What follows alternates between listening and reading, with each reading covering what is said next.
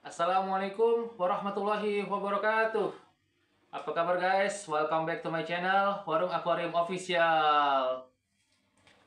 Kali ini kita ada segmen baru nih guys. Kita mau segmen edukasi, berbagi sharing tentang mengenai ikan-ikan berekis, seputar ikan berekis dan yang mencakup tentang ikan-ikan berekis guys. Oke guys, buat kalian yang belum subscribe, jangan lupa subscribe channel kita. Semoga bisa jadi manfaat untuk kita semua. Di like juga video kita, semoga kalian bisa dapat ilmu-ilmu atau pengetahuan-pengetahuan dari konten-konten kita. Gue di sini bukan menggurui atau ngajarin guys ya, tapi sekedar berbagi, sharing yang gue tahu, ilmu-ilmu yang gue tahu, gue akan share ke kalian semua. Kalau kalian ada yang mau ditanyain bisa komen di bawah ya guys. Terus kalau gue ada yang salah juga tolong dibetulin juga, karena gue di sini juga masih belajar. Jadi kita di sini sama-sama saling belajar ya guys. Oke guys, kali ini gue mau ngebahas tentang basic dulu. Jadi kita mulai dari basic ya guys. Osmoregulasi, urihalin, dan stenohalin guys. Oke guys, check it out.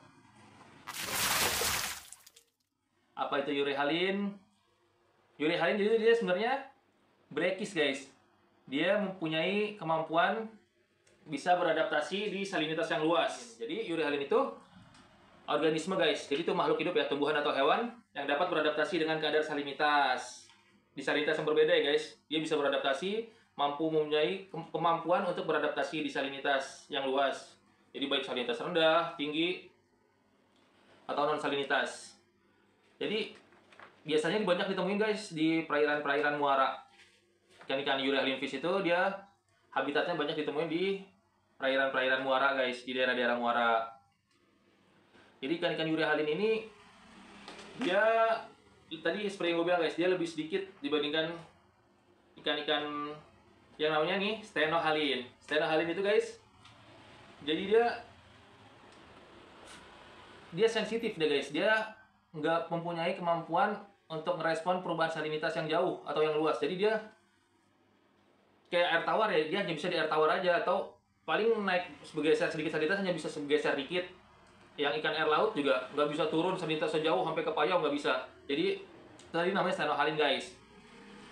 Jadi dia organisme ya guys, makhluk atau hewan, makhluk hidup ya, bisa hewan bisa tumbuhan, yang dia nggak bisa mentolerir fluktuasi luas salinitas dalam air. Jadi dia nggak bisa berubah jauh salinitasnya guys. Jadi sensitif ya. Kebanyakan ikan-ikan itu guys, dia bersifatnya stenohalin. Jadi yang air tawar aja, yang air laut aja. Jadi dia lebih banyak guys stenohalin itu. Jadi air tawar, air laut dibandingkan tadi dengan ikan berekis ya guys, atau urihalin fish. Dia menempati muara-muara biasanya habitatnya. Tapi ada juga nih guys yang dia emang aslinya air tawar, dia bisa bergeser ke salinitas yang lumayan luas. Begitu juga sebaliknya, kayak yang ikan air laut, dia bisa juga beradaptasi di salinitas yang bisa dibilang cukup rendah, salinitas rendah. Karena memang dia tadi mempunyai guys, namanya urihalin. Urihalin dia mempunyai kemampuan ya guys. Jadi nggak semua ikan mempunyai kemampuan urihalin, hanya beberapa ikan guys. Jadi untuk selanjutnya nih guys, organisme atau makhluk hidup guys, dia mempunyai osmotik guys, osmoregulasi. Jadi osmoregulasi itu proses pengaturan keseimbangan tekanan osmotik cairan tubuh. Jadi air dan darah di dalam tubuh ikan tadi guys, misalnya contohnya ikan ya, organismenya, dengan tekanan osmotik lingkungan atau habitat perairan mereka. Jadi osmotik itu guys, cairan tubuhnya tadi di dalam si ikan nih, air dan darah si ikan, dengan lingkungan sekitarnya guys. Jadi air, kadar salinitas di lingkungan sekitarnya, baik ikan yang hidup di air asin atau air tawar. Jadi dia harus melakukan osmoregulasi itu guys untuk mempertahankan keseimbangan salinitas di dalam tubuh mereka untuk bertahan hidup guys. Jadi kayak contohnya misalnya ikan-ikan yang di laut nih guys, misalnya kita turunin salinitasnya nih guys. Kalau dia punya kemampuan osmoregulasi tadi dengan urihalin fish, jadi dia bisa turun salinitas ya. Misalnya ikan salinitas laut di salinitas 2020 sampai 1025, dia bisa turun ke salinitas 1012 sampai 1006 guys. Dan dalam beradaptasi itu guys, ada yang dia cepat beradaptasinya, ada yang harus bertahap pelan-pelan untuk melakukan proses osmoregulasi tadi guys. Jadi kayak misalnya ini ikan yang bisa urihalin ya guys, kayak kerapu guys. Kerapu dia bisa di salinitas rendah guys. Contohnya salah satunya adalah bumblebee grouper. Bumblebee grouper dia bisa di salinitas, dari pengalaman gua, dia bisa di salinitas rendah tuh 1002 sampai 1004, 1003 1004 ya guys. Jadi kalau full air tower banget jangan, kasihan guys. Untuk kayak bumblebee grouper itu rendah minimnya tuh guys untuk CSS di bawah 35 ada guys. Dia 1003 sampai 1004 guys. Dan kalau udah stabil di situ guys, sampai gede pun dia masih bisa antara 1003 sampai 1004, paling naik-naik dikit guys.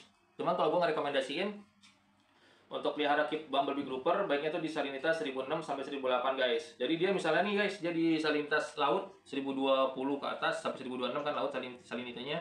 Dia turun lama-lama ke salinitas agak rendah guys. Tapi biasanya kalau bumblebee itu prosesnya agak jangan terlalu terburu-buru ya guys. Beda kayak misalnya ikan GT, MG, Barramundi, ikan dengan salinitas air laut, untuk masuk ke full air tower atau salinitas rendah 1001 1002 itu bisa cepat banget guys. Dia bisa satset untuk turun ke salinity rendah.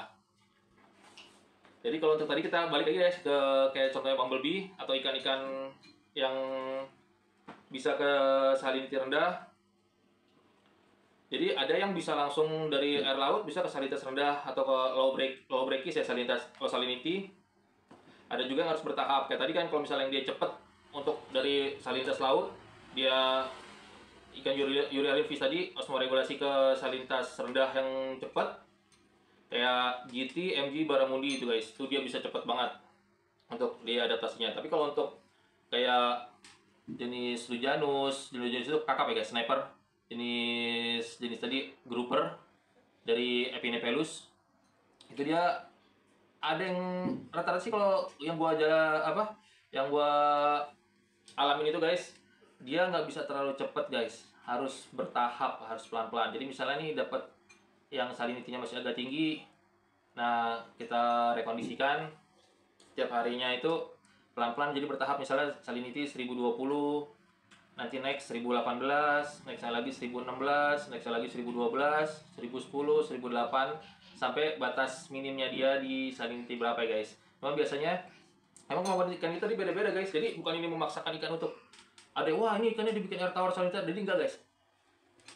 Jadi emang ikan itu dia mempunyai kemampuan urihalin fish, dia mempunyai kemampuan. Kalau kayak Nemo dia nggak bisa guys, kan banyak yang bilang Nemo air tower ya, itu nggak bisa. Nemo itu stenohalin guys. Nemo itu stenohalin dia hanya bisa turun-turun dikit, tapi dia nggak bisa breakis, nggak bisa ketawar. Paling kalau yang kayak Nemo asli itu clownfish itu paling 1018 guys, melar-melarnya itu salinitinya dia. Dari salinity laut 1020 sampai 1006 paling melar-melarnya 1018. Nah jadi Nemo itu stenohalin ya guys, dia nggak bisa turun ke air tawar atau ke air payau karena akan menyiksa dia biasanya guys. Biasanya organ-organ bawah, organ-organ tubuhnya itu akan rusak biasanya kalau dia dipaksakan. Tapi kalau kayak tadi kerapu, emang dia urihalin fish guys. Yang dari Epinephelus ya, kebanyakan Epinephelus dari kerapu dia urihalin fish. Jadi dia bisa beradaptasi di salinity rendah. Jadi bukan kita maksain dia di salinity rendah. Jadi emang dia bisa di salinitas rendah kayak bumblebee. Dia kecilnya banyak tinggal di muara guys, di hutan-hutan bakau, di sela-sela akar-akar bakau, di bebatuan-bebatuan. Jadi ikan kecil itu dia masih ngumpet di situ biasanya. Dan induk si bumblebee itu juga dia banyak bertelurnya di muara guys. Banyak bertelur di muara. Jadi emang kecilnya dia bisa di situ guys. Dia urihalin fish, dia salinitas rendah, salinitas di muara, dia bisa guys, karena memang ikan tadi kayak kerapu bumblebee itu dia urihalin fish. Nah, kayak misalnya ada juga jadi dia yang adaptasinya bisa dari laut cepet langsung ke air tawar salinitas rendah. Jadi kayak misalnya dia berenang nih guys, misalnya dari laut dia bisa ke salinitas langsung rendah. Ada juga misalnya dia dari laut nih, misalnya dari laut dangkal yang nggak terlalu jauh dari bibir pantai guys, misalnya dari 100 meter bibir pantai, dia mau urihalin ke muara atau ke sungai. Jadi ada juga dia pelan-pelan guys.